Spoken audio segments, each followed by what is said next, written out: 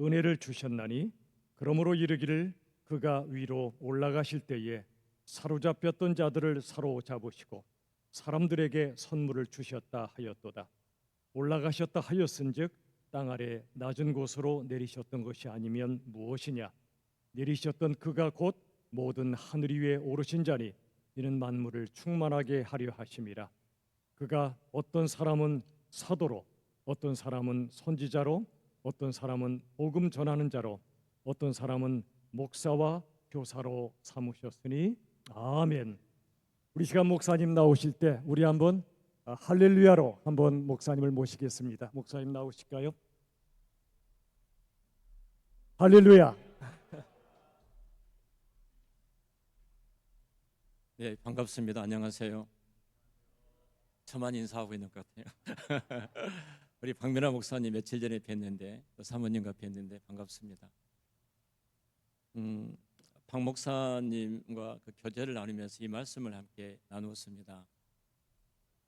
교회가 우리 이 목사님 안식년을 이렇게 지내실 때 1년 동안 그 전에 교회를 개척하고 준비를 하고 계시다가 장로님들께서 1년만 지금 목사님 안식년을 하기 때문에 1년 동안 교회를 섬겨주시면 좋겠다 부탁을 드렸더니 흔쾌히 아멘하고 개척을 뒤로 미루고 1년 동안 섬겨주셨다고 그렇게 하시더라고요. 그러면서 목사님이 하시는 말씀이 노예가 교회를 개척해 가는데 2호 교회를 개척하고 위해서 준비하고 있거든요. 본인을 위해서 교회를 개척하는 것 같다고 노예가 개척을 섬기게 돼서 너무 감사드리고요. 그 가운데 제가 이 말씀을 드렸습니다. 교회가 얼마나 영광스러운가. 하나님이 세우셨던 가장 영광스러운 이 땅의 기관은 교회입니다. 하나님께서 이 교회를 통해서 당신의 나라를 이 땅과 열방에 세워나가 계시고 하나님의 왕국을 세워가고 계시거든요. 저희 교회 그 출신이 이번에 합신을 졸업했는데요. 이 친구가 어느 교회를 섬기고 있었는데 그 교회 사역자들이 부목사님과 사역자들이 1년, 2년 만에 계속 그만두신 거예요. 근데 본인도 교회가 그 현장을 바라볼 때 더 이상 내가 이 교회를 계속 섬길 수가 없다. 저에게 연락이 왔어요. 목사님 어떻게 하면 좋겠습니까? 근데 이 전도사인데 가장 그 교회에 오래 있었던 거예요. 그러니까 목사님께서 붙들고 사표를 내도 당회가 수료를 해주지 않고 그렇기 때문에 저한테 문의를 했어요. 어떻게 했으면 좋겠는가? 제가 이 말씀을 드렸습니다. 우리가 교회를 위해서 부름받은 사람들이다. 교회를 위해서 부름받았다. 그래서 고 박윤수 목사님께서는 교회에 대해서 말씀하시면서 목사가 목사를 위해서 교회가 있는 것이 아니라 교회를 위해서 목사가 부름받은 자지 교회가 없다면 목사가 없는 거다. 목사를 위해서 이 땅에 교회가 존재한 것이 아니다. 그 말씀을 하셨어요. 그 말을 하면서 제가 이 말을 했습니다. 당회가 결정한 대로 따라라. 당신이 아무리 힘들고 버거워도 이 교회를 떠나고 싶은 마음이 있을지라도 그러지 말아라. 당회가 계속해서 있기를 원한다면 그리고 그 교회에 남아서 섬겨라. 때로는 부담스럽고 버겁고 힘이 들지만 하나님이 이 교회를 통해서 당신을 통해서 또 이루실 일들이 있는데 겸손하게 순종한 것이 바람직하다. 너를 위해서 교회가 존재한 것이 아니다. 고맙게도 그 친구가 목사님은 그렇게 했습니다. 그 교회에 남았었어요. 여러분 우리가 교회가 무엇인지를 알지 모르니까 목사인 저를 비롯해 모든 사역자들이 임의대로 교회가 원치 않아도 개인적인 행동한 것을 종종 보게 됩니다. 오늘 제적 헌신 예배를 드리는데요. 제가 대부분 원고를 이렇게 안 쓰는데 오늘은 2장을 써가지고 왔어요. 헌신 예배 겸 세미나 겸 굉장히 부담스러워하고 계신 것 같아서 죄송합니다. 여러분 교회가 안팎으로 굉장히 어려움을 겪고 있습니다. 잘 아신 것처럼 큰 몸살을 앓고 있는데요. 이 교회의 여러 가지 그 상처와 아픔들은 대부분이 초신자 때문에 그런 아픔과 상처는 오지 않을 것입니다.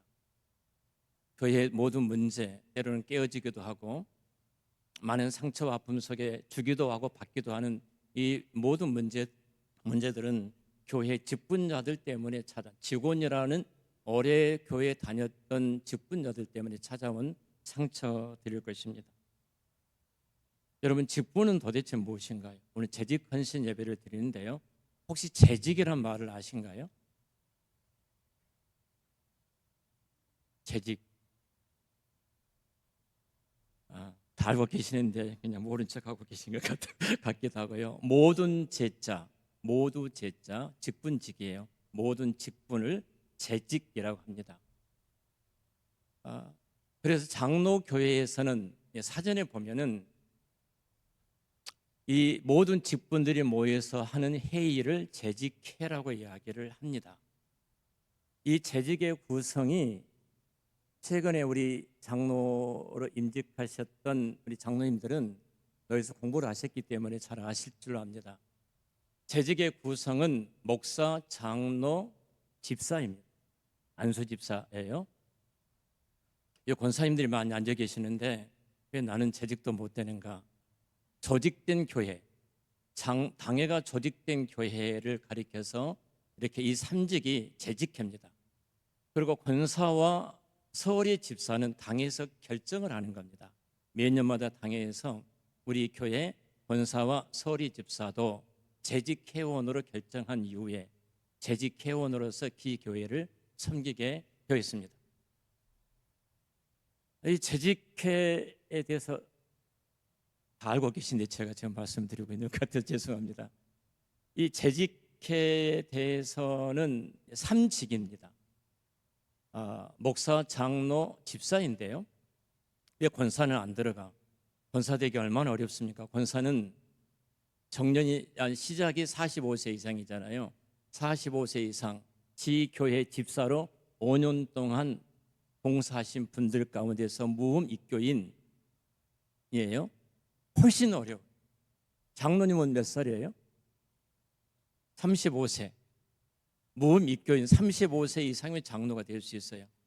권사님들이 훨씬 우리 장로교회에서는 원래 권사라는 직이 없었습니다.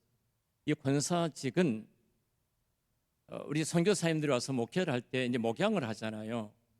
장로님들이 이렇게 용수라든지 목사님들이 신방하고 성도들을 살피는데 남녀 7세 분홍석이지 않습니까? 예전에는 저희 모교에도 가운데가 칸막이가 막아져 있었어요. 칸막이가 막아져 있어서 내다볼 수 없습니다. 이쪽은 여자석, 이쪽은 남자석. 제가 어렸을 때 그런 교회 다녔거든요. 그러니까 이런 교회만 다녀도 동네에서는 연회당이라 하겠어요. 남녀가 같이 한 공간에 있다. 이게 연회당이라 뭐 저만 알고 있는가 봐요. 근데 어떻게 권사 제도가 됐는가? 장로교회에서 사실 남녀 7세 부동석인데 여성도들을 신방하고 돌아봐야 돼요. 목양을 해야 되는데 남자분이 할 수가 없는 거예요. 그래서 권사님들이 장로님들의 직을 대신해서 그의 사역을 하는 것입니다. 훨씬 더 중요한 사역을 지금 하고 계신 거예요. 저희 교회에서는 장로님들이 돌아가면서 권사님들의 식사를 대접합니다. 내가 할 일을 권사님들이 하고 계시니까. 대접하고 계신가요? 장로님들이 하실 일들이 지금 권사님들이 하고 계시는 거예요. 그 장로, 목사, 집사가 있는 이제 교회를 이제 조직교회, 교회 역할을 다 한다 이렇게 말을 합니다. 근데 이렇게 조직된 장로가 없는 교회를 미조직교회라고 말합니다. 아직 교회 역할을 하지 못하고 있다. 이해가 안 되시죠? 왜 그렇게 말하는가? 그리스도의 통치가 이 교회 왕이시고 교회 주인 되신 예수님께서 피로 값주고 사신 당신의 교회를 너희들이 알아서 해라 이렇게 말씀하지 않고 이 교회 안에 하나님께서 친히 예수님께서 세우셨던 그 피로 값주고 사신 당신의 교회를 지금도 동일하게 이 교회의 주인과 왕으로서 통치하고 계시는 거예요. 이 통치하시는 방법이 우리 장로교에서 말하는 삼직입니다. 목사를 통해서 주님이 지금 당신께서 죽기까지 사랑하셨던 자기 백성들에게 목사를 통해서 말씀하고 계시는 거예요. 이유한 목사님이 강단에서 말씀을 전하실 때 우리 주님께서 오늘 목사님을 세우셔서 이 강단에 당신님의 말씀을, 주님의 말씀을 하고 계시는 거예요. 한 인간의 말이 아닙니다. 칼빈은, 이 종교 개혁자였던 칼빈은 그 부교의 사제들이 얼마만큼 부패하고 타락했습니까? 신부들이. 그런데 이 종교 개혁을 하면서 말씀을 맡은 그 권위자, 당시 사제들인데요, 이 권위자가 얼마나 중요한가를 말을 하면서 기독교 광요에서 이렇게 말을 합니다. 말씀을 맡은 목사는 마치 태양에서 열이, 에너지가 흡수돼서 모든 만물들이 살아나는 것처럼 그 역할을 하고 있는 자가 바로 목사직이다 그랬어요. 목사직. 목사님은 지금 주님의 말씀을 대신하고 있는 거예요. 그러니까 함부로 설교를 할 수 없는 겁니다. 죽기까지 사랑하셨던 당신의 백성들에게 주님이 지금 목사직을 통해서 대신 말씀하고 계신 거예요. 또 이 장로직입니다. 장로를 통해서 주님께서는 당신의 교회, 당신의 백성들을 지금 치리하는, 다스리고 앞서서 인도하고 보호하는 이 역할을 장로님들이 하고 계시는 거예요. 성도님들을 돌아보면서 영적으로 잘 세워져 가고 있는지, 이단 사설에 물들고 있지는 않는지, 건강한 신앙과 믿음의 생활을 하고 있는지, 이 일들을 장로님들이 성도들을 살피면 지키고 보호하고 인도하는 역할을 장로님들이 해요. 장로님이 하는 일은 장로 개인의 어떤 사역이 아니라 주님을 대신해서 주님의 손이 되어서 지금 주의 교회, 피로 값주고 사신 이 주님의 교회, 주님께 지금 자기 백성들을 지키고 보호하고 인도하는 역할을 하고 있어요. 그러니까 이 어느 교회에 장로가 없다는 것은 이 사역이 멈춰버린 거예요. 이 사역이 임하지 않는 거예요. 주님의 통치가 온전히 이루어지지 않고 있기 때문에 이 교회를 아직도 온전한 교회 역할을 다하지 못하고 있다 해서 미조직 교회, 조직이 온전하지 않는 교회 역할을 하고 있다. 장로님들이 그 역할을 하고 계시는 거죠. 목양하시며 돌아보면서 성도들을 살피고 하고 계시죠. 주님을 보는 겁니다. 주님이 나를 지금 지키고 계시구나, 주님이 나를 인도하고 계시구나, 내 영적인 것을 살펴서 온전케 하는 이 일을 장로님들이 하고 계시구나. 집사님들은 어떤 일을 할까요? 집사님들은 여러분 잘 아는 것처럼 재직회를 통해서 결정된 사안들을 집사님들이 어려운 성도들을 살피면서 구제 사역을 합니다. 어려운 성도들을 돌아보고 어려운 가정들을 돌아보는 사역을 집사가 하는 거예요. 집사님들은 이 선한, 이분 참 선하고 착한 분이야가 아니라, 지금 예수님께서 내 형편과 처지를 알고 계시면서 이 손길을 통하여 주님이 나를 지금 돌보고 계시구나, 나의 필요를 채워주고 계시구나, 이 삼직이 온전히 이루어질 때 이게 주님의 교회라고, 주님의 통치가 온전히 이루어지고 있다, 이렇게 말을 하는 거예요. 근데 우리 한국 교회에서는 이 직분에 대해서 계급적으로 생각합니다. 오래 다니신 분이 장로가 되지 못하면 주변에서 이렇게 말하죠. 아직도 장로가 못 됐어? 아직도 집사야? 아직도 권사도 되지 못하고 아직도 집사야? 자, 이 말은 직분이라는 것을 계급으로 생각하는 거예요. 여러분, 이 부분에 대해서 우리가 깨어지지 아니하면 한국 교회는 타락하고 부패 원상이 되어지는 것입니다. 여러분, 왜 우리가 선거 운동을 하죠? 교회 안에서 장로가 되기 위해서, 권사가 되기 위해서 선거 운동하는 이유가 무엇입니까? 여기 권력이 있다는 거예요. 힘이 있다는 거예요. 그 자리가. 여러분, 종이 되기 위해서, 섬기기 위해서 여러분 선거 운동할 수 있겠습니까? 근데 한국 교회가 그렇게 흘러가고 있는 겁니다. 목사나 장로나 권사나 집사나 동등한 직분으로서 주님의 거룩하신 손길을 나타내는 것이 이 교회의 삼직입니다. 특별히 고마운 것은 권사님들, 장로님 하실 일들을 손수 다 맡아주시고 이름도 빛도 없이 섬겨주시는데 얼마나 고맙습니까? 장로님들 좀 밥 좀 사주세요. 왜 아멘 안 하십니까? 장로님, 선장로님 좀 말씀하세요. 사드리겠다고. 네. 오늘 이 본문은 우리가 잘 아는 내용입니다. 이 말씀은 에베소서는 바울이 기록했다는 사실은 잘 알고 계시죠. 이 에베소서에 이 목회했던 분은 우리가 잘 아는 것처럼 사도 요한이 목회했습니다. 에베소 교회에 목회하다가 결국 붙잡혀서 반모섬으로 유배되었고 그 유배된 그 자리에 썼던 것이 요한계시록입니다. 에베소서를 통해서 사도 바울이 교회의 영광이 얼마나 큰가를 이야기를 합니다. 이 땅에 세워주셨던 주님의 교회의 영광이 얼마나 큰가. 그리고 에베소 교회는 사도 바울이 보냈던 이 에베소서를 통해서 우리가 지금 섬기고 있는 교회의 영광이 얼마나 큰가를 모든 성도들은 그 편지를 통해서 알았을 것입니다.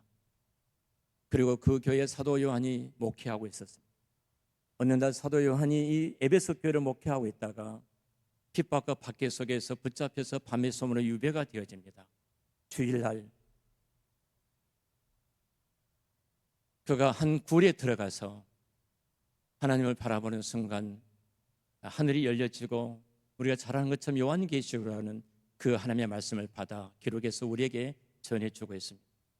자, 사도 바울이 지금 밤모섬에 유배되었을 때 그 심정이 어떠했을까요? 바울은 그가 목회했던 교회 현장에 저희는 붙잡혀서 유배되었고 많은 믿음의 형제들, 믿음의 동력자들은 붙잡혀서 감옥에 끌려가기도 하고 수많은 핍박과 박해 속에서 비참하게 순교를 당하기도 했을 것입니다. 거대한 로마의 네로의 황제의 그 박해 속에서 에베소 교회를 비롯한 소아시아의 모든 교회들이 마치 거대한 쓰나미처럼 한순간에 삼켜버려 모든 교회들이 사라질 그 위기에 직면했던 것이 당시의 교회였을 것입니다.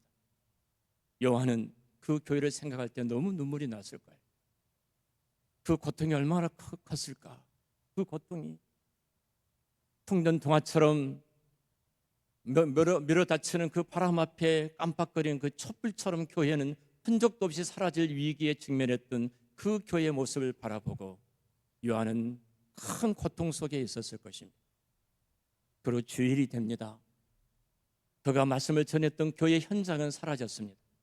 그리고 믿음의 형제들, 믿음의 동력자들은 다 뿔뿔이 흩어지고 핍박과 박해 속에서 감옥에 갇히기도 하고 죽임을 당하기도 했을 것입니다. 머지않아 요한이 바라봤던 교회의 모습은 이 땅에 흔적도 없이 사라질 그 모습으로 비춰졌을 것입니다. 그때 그 요한에게 그 마음을 갖고 주일날 밤모섬의 한 굴에 들어갔던 요한에게 우리 주님이 찾아오십니다. 그것이 요한계시록 1장입니다. 요한이 주님을 봅니다. 예수님의 그 모습들이 너무 영광스러웠습니다. 그 예수님의 영광스러운 모습 앞에 요한은 마치 죽은 자처럼 숨을 쉴 수가 없었어요. 압도가 되어져 너무나 큰 하나님 영광에 우리 주님의 영광 앞에 압도가 되어져 숨을 쉬지 못할 정도로 쓰러져서 손가락 하나 발가락 하나 까다롭지 못할 정도로 위기에 큰 압박감에 지금 짓눌려 있어요. 요한은 예수님과 굉장히 친한 사이였어요.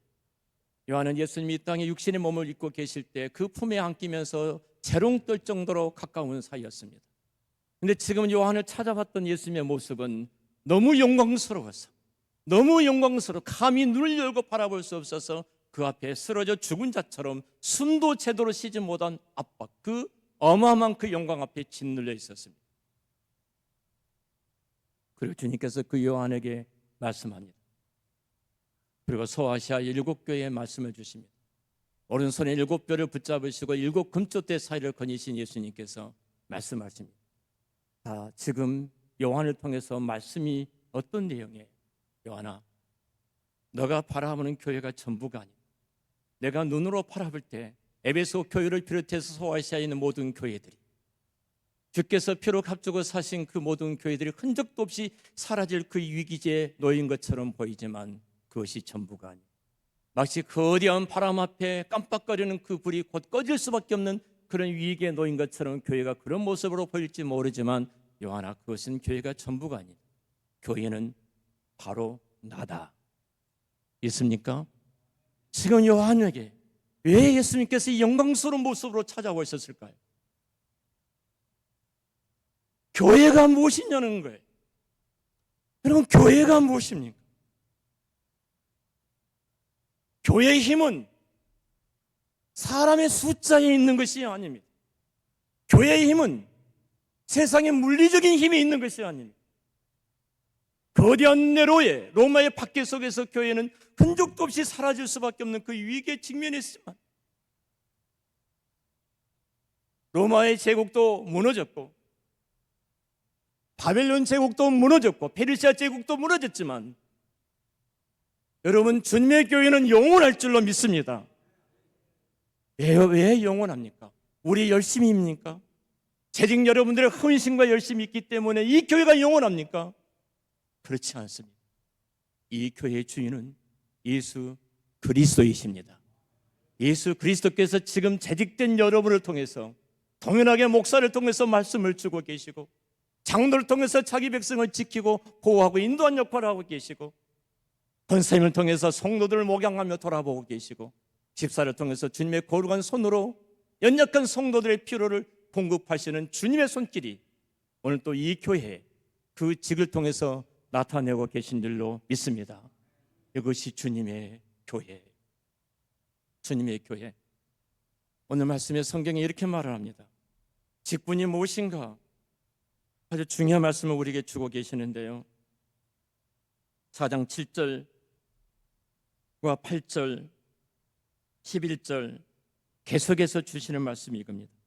7절에 우리 각 사람에게 그리스도의 선물의 분량대로 은혜를 주셨나니, 여기에 그리스도의 선물, 그래서 헬라어로 도리아라는 단어인데 선물입니다. 선물을.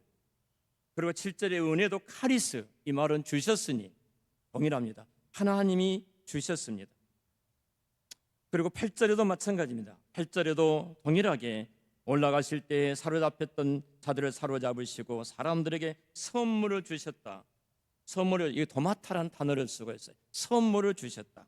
그리고 11절에도 동일하게 말씀합니다. 그가 어떤 사람을 사도로, 어떤 사람을 선지자로, 어떤 사람을 복음 전하는 자로, 어떤 사람을 목사와 교사로 삼으셨으니, 삼으셨단 말을 새 번역에서는 주셨으니라고 말합니다. 직분은 뭐예요? 하나님께서 교회에 주신 선물이에요. 영광스러운 주님의 교회에 주셨던 선물이 직분입니다. 직분이에요. 목사도 장로도 권사도 집사도 모두가 다 하나님께서 이 교회에 선물로 주신 가장 위대한 그리스도 당신께서 지금도 통치하시고 다스리시고 보호하시고 지금도 살아서 이 교회에 말씀을 주시고 자기 백성들 필요를 채워주신 선물로 저와 여러분들을 세워주셔서 이 교회를 지금도 주인과 왕으로서 다스리고 계신 줄로 믿습니다. 자, 그러면서 성경이 이렇게 말합니다. 오늘 말씀에 보면은 예수님께서 8절을 지금 그 사도법을 통해서 인용해서 말씀하고 계시는데요, 그러므로 이르러 그가 위로 올라가실 때 사로잡혔던 자들을 사로잡으시고 사람들에게 선물을 주셨다 함이라. 이 선물을 어떻게 주셨는가를 설명을 합니다. 선물을 주셨는데 그 선물을 어떻게 주셨는가? 예수님께서 이 말씀은 승천과 밀접하게 연관이 되어졌습니다. 사도 바울이 직분을 이렇게 어떻게 하나님께서 주어졌는지를 이 말씀하시면서 시편 68편 18절 말씀을 인용해서 그대로 말씀하고 있는데요, 시편 68편 18절의 말씀은 이런 내용입니다. 전쟁에서 승리를 거두고 왔던 그 영광스러움을 지금 나타내고 있는 말씀이에요. 사로잡힌 자란 포로를 의미하죠. 전쟁에서 승리를 거두면서 적군의 포로들을 사로잡아 가지고 왔다. 승리를 지금 말씀하고 있습니다.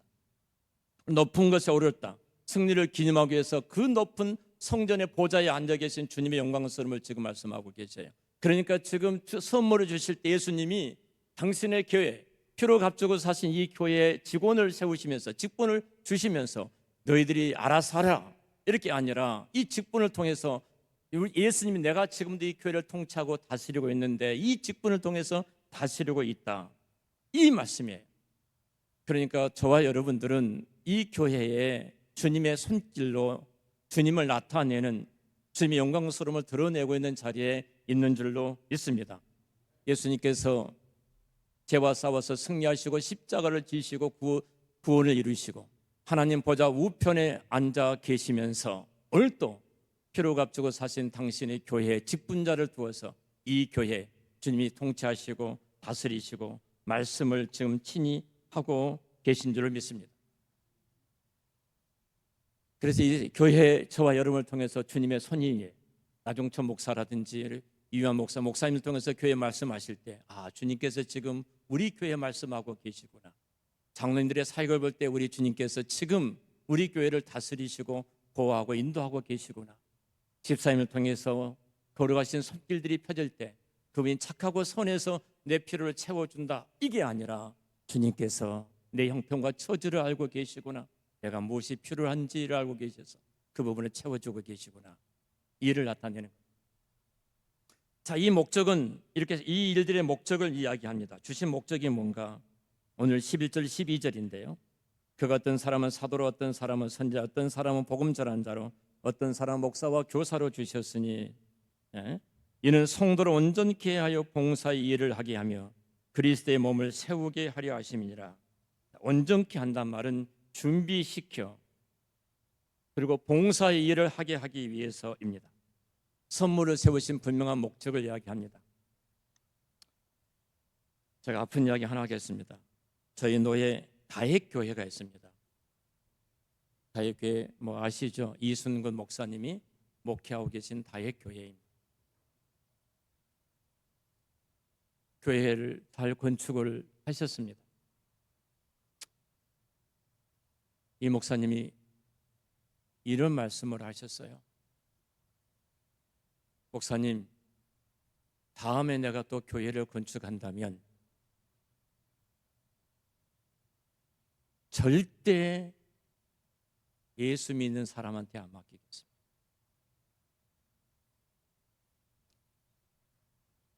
장로님께서 교회에 건축을 하셨습니다.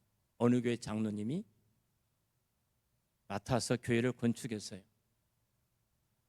너무 힘드셨습니다. 절대 장로에게 맡기지 않겠습니다. 그리고 불교 신자에게 맡깁니다.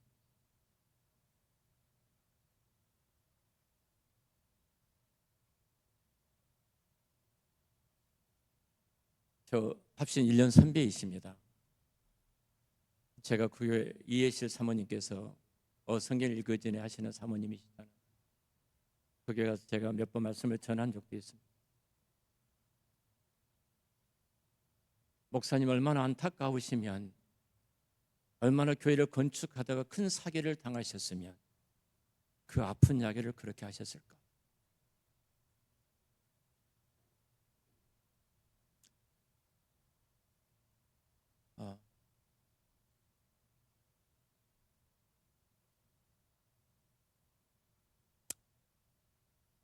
제가 그 말씀을 듣고 도대체 예수 믿는 사람 누구일까?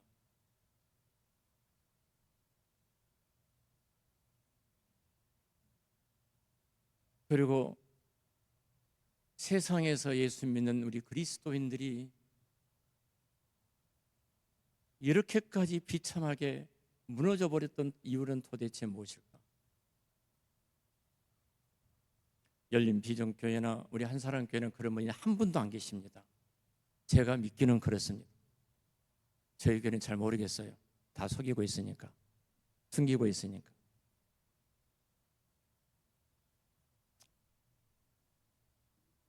제가 이 말씀을 설교를 마무리하려고 합니다. 근데 좀 시간이 길어질지도 모르겠습니다.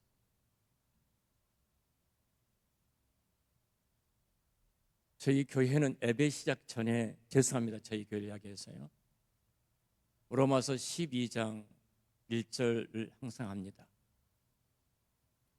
그러므로 형제들아, 내가 하는 모든 자비하심으로 너희를 권하노니 너희의 몸을 하나님이 기뻐하시는 거룩한 산 제물로 드리라.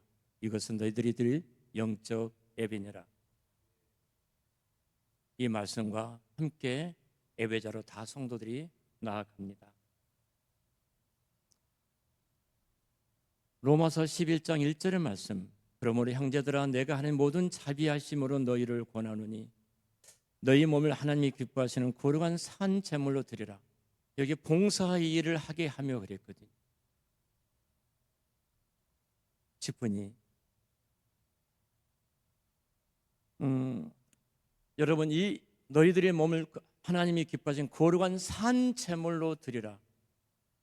이 말씀이 단순히 비유적으로만 말씀을 했을까요?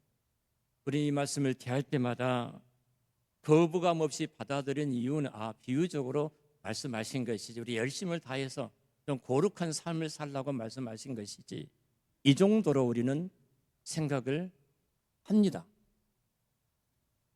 근데 여러분, 이 말씀은요, 자기 몸을 불을 태워서 산 제물로 드린단 말이에요. 내 몸을 불을 태워서 산 제물로 드린다. 최고의 헌신이 무엇일까요? 그 헌신의 현장이 어디일까요?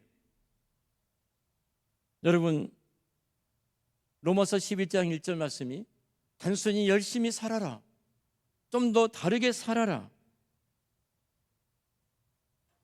이렇게 말씀하신 내용일까요? 분명히 그렇지 않을 것입니다. 이 이미지 안에는 우리가 마치 신약을 통해서, 구약을 통해서 신약의 말씀들이 더 풍성하게 드러나는 것처럼, 여러분, 이 말씀은 구약을 배경을 이해하지 아니하고는 이 말씀을 이해할 수가 없습니다. 성경은 우리를 가리켜서 이렇게 말해요. 여러분은 왕입니다. 여러분은 제사장입니다. 여러분은 선지자라, 이렇게 말을 합니다. 주께서 이루었던 삼직이 동일하게 마치 거대한 빨대, 이렇게 물을 한쪽에서 모은 것이 있잖아요. 예수 그리스도의 구약 전체가 모아지는 것처럼 신약에서는 그리스도를 중심해서 모든 사역들이 퍼져나가잖아요. 퍼져나가는데 구약의 이 말씀들을 충분히 이해하지 않고는 오늘 성도된 우리들이, 하나님의 자녀된 우리들이 진정한 헌신이 무엇인가를 우리는 알지 못합니다. 이 말씀을 우리가 좀 더 살펴보고 싶은데요, 우리 몸을 산제사로 드리는다, 이 말씀이 도대체 어떤 말씀일까? 여러분, 인신제사가 성경에 당시에 고대 근동지방에 인신제사가 있었습니다. 신명기 18장에 보면 인신제사를 하나님께서 가증한 것이라고 말씀했어요. 가증한 것, 가장 악하고 어두운 것이라고 성경은 표현하고 있습니다.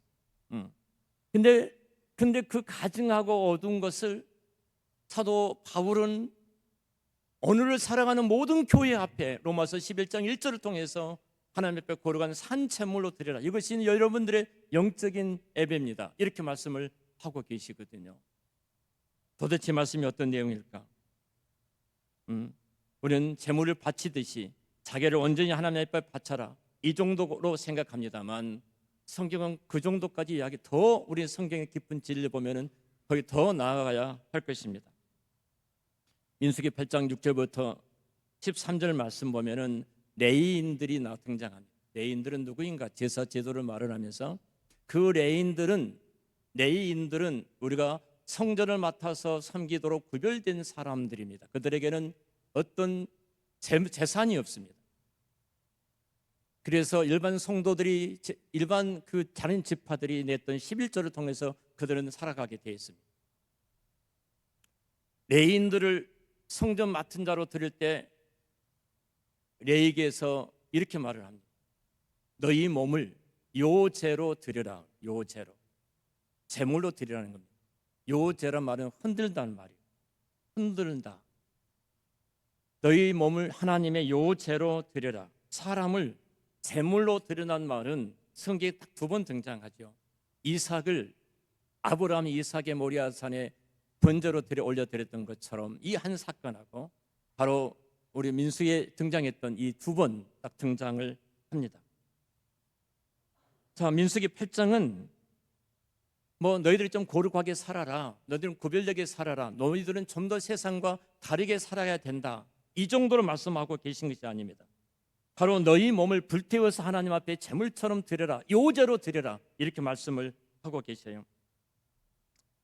자, 이런 면에서 본다면, 자, 신약 구약의 제가 시간상 레위기서는 다 말씀을 드릴 수 없는데요, 이 말씀을 가지고 사도 바울이 로마에 있는 성도들에게 오고오는 오늘 저와 여러분들에게 동일하게 12장 1절에 말씀을 하고 계십니다. 레위인들에게만 주시는 말씀이 아니라는 거예요. 예수 그리스도 안에 다 이루어졌기 때문에 우리와는 상관이 없다, 이렇게 말씀할지 모르는데요, 왜 사도 바울이 그렇다면 로마서 11장 1절에 우리 몸을 거룩한 산제물로 드리라고 말씀을 하셨을까요? 여러분, 분명한 이것은 딱 하나입니다. 너희는 레위인이라는 것. 로마서 12장 1절의 내용이에요. 제사장이라는.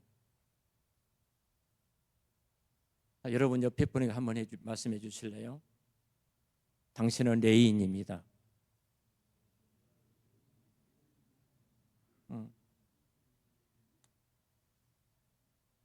우리는 하나님 앞에 거룩한 레위인입니다. 제가 이 말씀을 들어가기 전에 아예교회 이순구 목사님의 그 아픈 이야기를 말씀을 드렸습니다. 세상에서 교회를 개독교라고 말을 합니다. 그들은 거룩한 하나님의 사람들의 모인 공동체가 아니라 가장 조속한 단어를 써서 개독교라고 말한 이유가 무엇일까요? 여러분, 결국 과연 우리는 레위인으로서 이 땅을 살아가는 그리스도인의 삶을 살고 있는지, 레위인은 우리가 잘 아는 것처럼 성전의 모든 직무를 맡아서 봉사하는 자들이었습니다. 저들은 요절로 하나님 앞에 저들을 자신을 드린 것은 여호와께 봉사하기 위함이라고 민수기 8장 11절을 말해요. 여러분들이 요절로 하나님 앞에 드린 그 이유를 하나님 앞에 봉사하기 위함이다. 오늘 우리 말씀에도 동일하게 직분을 주신 것은 봉사를 하기 위함이고 주님의 교회를 세우기 위함이라고 말씀했는데, 이 봉사가 여러분 교회 와서 청소하고 의자를 접고 개고 이것만 말하는 것일까요? 성경에서 말하는 레위인으로서의 봉사가, 성전을 맡아서 봉사는 이 봉사가 무슨 봉사일까? 입니다. 분명한 것은 로마서를 통해서 우리에게 주셨던 사도 바울의 이 말씀은 저와 여러분들은 예수 그리스도를 통해서 이 땅의 새 레위인으로서 성전을 맡아 봉사하는 자로 부름을 우리가 이곳에 받았다는 사실입니다. 신약을 살아가는 저와 여러분들은 다 레위인입니다. 성도라면 누구나 다 레위인이고 다 제사장입니다. 보편적으로 제사장이라는 것은 만인 제사장, 하나님 앞에 당당하게 홀로 나가는 사람, 성도로만 생각을 합니다. 레위인은 여호와를 직접적으로 섬기는 자리에 있는 사람들입니다. 너희 몸을 하나님께서 기뻐하시는 거룩한 산 제물로 드리라. 이 말은 열심히 살라, 성실하게 살라, 그런 말이 아닙니다. 결론적으로 좀 정리해서 시간상 빨리 말씀을 드린다면, 저와 여러분이 이 땅에서 레위인으로서 살아가는 모든 일들이 성직입니다. 성직이에요. 우리는 레위인으로서 구약의 레위인들처럼 성전에서 살고 성전에서 먹고 성전을 중심으로 사는 자들은 결코 아닙니다. 우리는 이제 레위인으로서 로마서가 말씀하셨던 그 중요한 이유가, 우리는 전혀 다른 방향에서 모두 다 레위인으로서 살아가야 된다. 너희가 하는 모든 일은 성전 봉사입니다. 우리 한국교회가 타락했던 중요한 한 가지 단어가 있습니다. 그것은 성전이란 단어입니다. 감사하게도 열린 비전교회는 학교 강단을 빌려서 예배를 드리기 때문에 이 강단을 성전이라고 쓰지 않으실 겁니다. 충영교회가 건축할 때, 여의도 순복음교회가 건축할 때 처음으로 썼던 단어가 있습니다. 저는 구약의 단어를 끌고 와서 성전 건축 이렇게 썼습니다. 이것이 한국교회의 가장 타락해간 모습입니다. 건물이 이제 성전이 아니에요. 교회들이 모여서 예배드리는 예배당이고, 교회들이 모여서 모이는 집이기 때문에 우리는 예배당, 집당장을 써서 우리는 교회당, 예배당 이렇게 썼습니다. 그런데 언제, 그때부터 이후로 헌금을 거두기 위해서, 교회를 건축하는 일, 건물을 건축하는 일에 성도들의 마음을 끌어들이기 위해서 구약에 성전이라는 단어를 써서 이 성전 건축을 해야 됩니다 라고 이 단어를 썼습니다. 그리고 한국 교회가 본질적인 중요한 생명력을 그때부터서 잃어버리기를 시작했습니다. 여러분, 성전은 저와 여러분 보냄받은 모든 현장이 성전인 줄을 믿습니다. 지금 로마서가 그 말씀을 하고 있어요. 말씀을 잠깐 좀 더 보겠습니다. 로마서 12장을 좀 우리 보죠. 로마서 12장 10절 말씀을 보겠습니다. 자, 이 세대의 삶, 우리가 살아가는 모든 삶이 성전 봉사입니다. 성전 봉사인데 로마서가 비교하고 있는 삶은 이 세대의 삶인데요, 이 세대를 거스르면서 살아가는 것이 무엇인가? 바로 그것이 성전 직무인데 10절에 이렇게 이야기를 합니다. 형제들아, 사랑하여 서로 우애하고 존경하기를 서로 먼저 하며, 11절에는 부지런하여 게으르지 말고 열심을 붓고 주를 섬겨라. 12절, 소망 중에 즐거워하며 환난 중에 참으며 기도에 항상 힘쓰며, 13절, 성도들이 쓸 것을 공급하며 손대접하기를 힘쓰라고 말을 합니다. 자, 성도들이 살아가는 삶의 영역이 성전 직무의 영역이라는 거예요. 형제를 사랑하고 가정을 사랑하고 가정을 섬기고 직장에서 맡겨주셨던 내 일들을 내가 예수 그리스도 이름으로 최선을 다해 섬기는 것이 성전의 직무예요.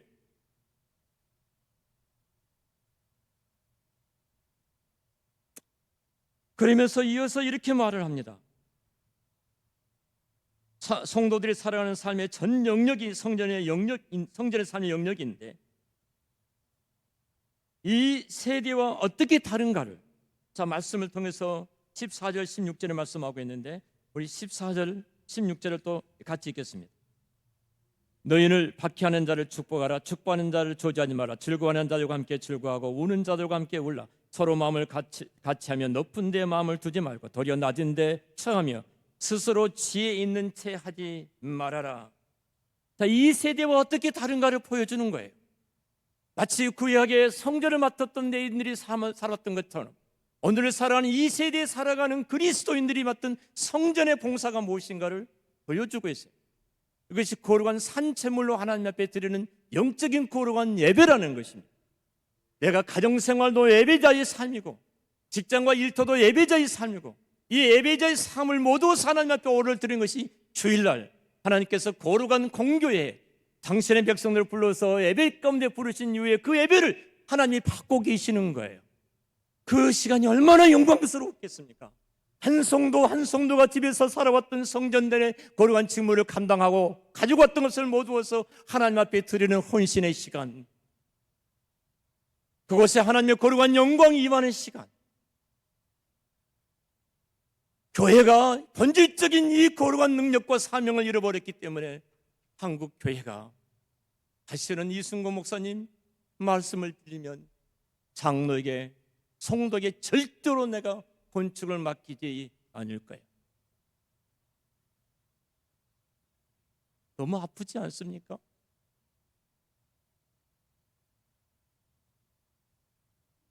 그리고 19절 20절에 어떻게 다른가를 구체적으로 보여주고 계십니다.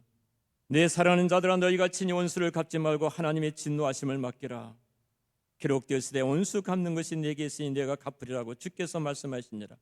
내 원수가 줄이거든 먹이고 목마르거든 마시게 하라. 그리함으로 내가 숯불을 그 머리에 쌓아두리라. 우리는 이제 레인이기 때문에 우리가 삶 전체가 성전 직무입니다. 가정에서 아이들을 돌보는 것, 그리고 내가 이웃들과 탐소를 나누면서 그들을 격려하고 위로하고 그들에게 힘을 보태주는 것, 이것이 하나님께서 내게 주셨던 성전의 거룩한 직무라는 사실이에요. 마틴 루터는 세 가지 논문, 그가 중요했던 세 가지 논문 가운데 하나인 그 글을 소개하겠습니다. 독일 크리스찬 귀족들에게 보내는 글. 이 모든 것에서 그들이 말하는 바 평신도와 사제, 군주와 주교, 영적인 것과 세속적인 것 사이에는 실제로 직무와 일에 관한 차이 이외에는 아무 차이도 없다. 곧 그들은 참 사제들이며 주교들이며 교황들인 것이다. 구두 수성공, 대장장이, 농부는 각기 자기들의 일과 직무를 맡고 있으면서도 그들은 다 성별받은 사제와 주교와 같다. 여러분, 내인들입니다.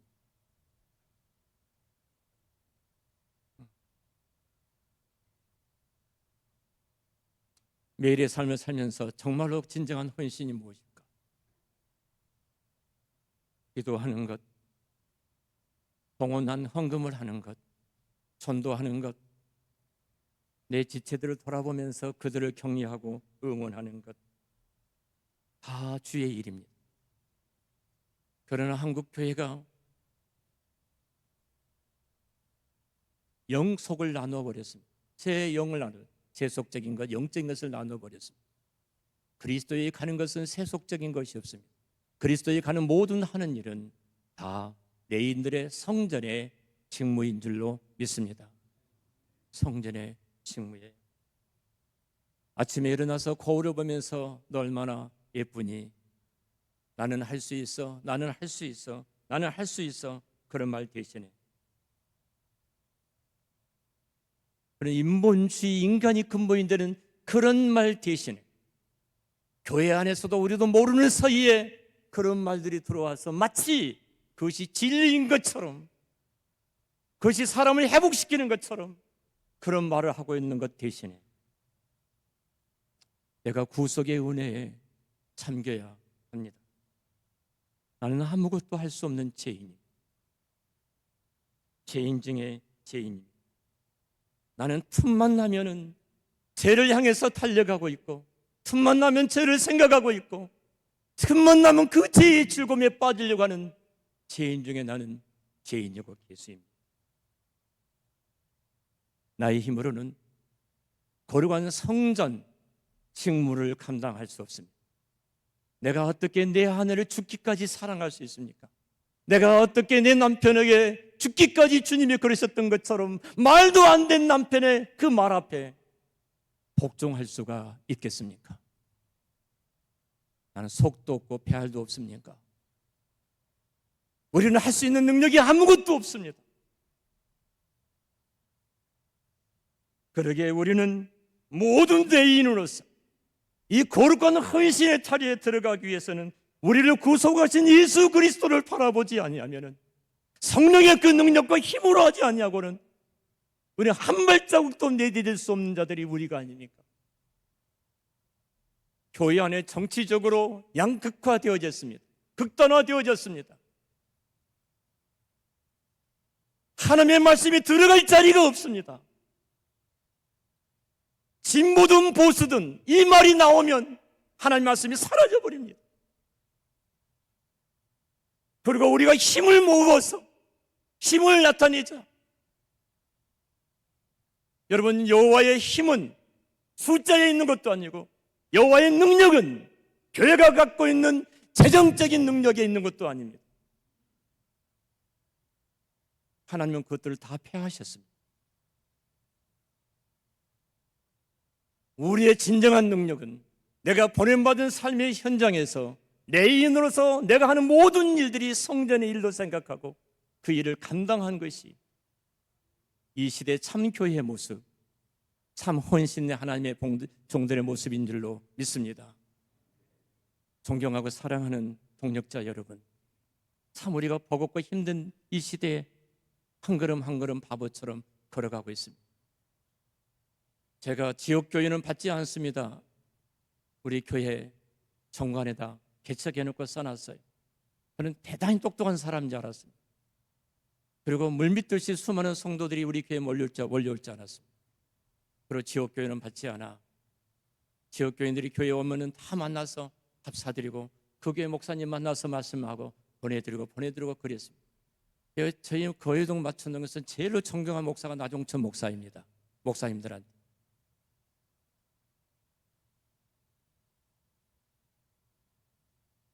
그리고 제가 연퇴할 때가 돼서 작년에 정관을 수정했습니다. 지역교회를 받지 않습니다를 뺐습니다. 내 때 이 일을 했지 그 임자가 와서 이렇게 목회하다 나처럼 고생한다. 바보처럼 살아왔습니다. 교회의 힘이 숫자에 있습니까? 성도 한 사람이 보냄받은 삶의 현장에서 거룩한 성전을 맡은 성직, 그 일을 하는 것이 참 교회의 모습이 아니겠습니까? 오늘 헌신 예배를 드리는 우리 모두가 다 거룩하게 하나님 앞에 성별된 하나님의 백성으로서 이 시대 남은 자 성도, 남은 자 교회가 되시기를 우리 주의 이름으로 축원합니다. 기도하겠습니다.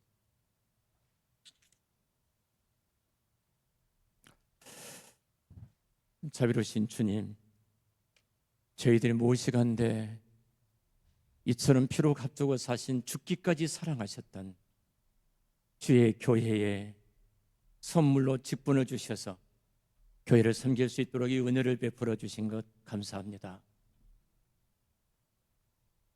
저희들의 직분을 통해서 주님의 손길이 온전히 교회 안에 나타나기를 원합니다. 목사님께서 말씀하실 때마다 주님께서 우리 교회에 찾아오셔서 말씀하시는 그 말씀을 온 교회가 감격과 감동 속에 들을 수 있도록 성령님 역사하여 주시옵소서.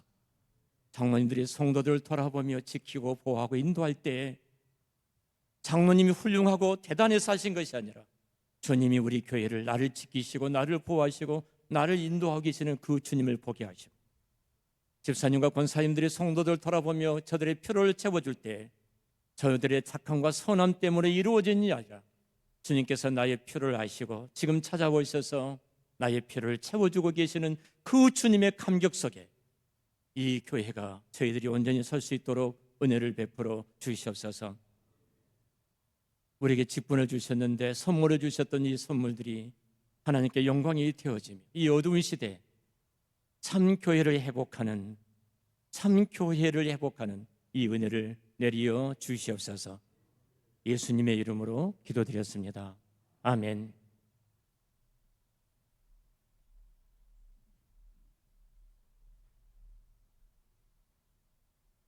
하나님의 귀한 말씀을 배언해 주신 나종천 목사님께 감사를 드립니다.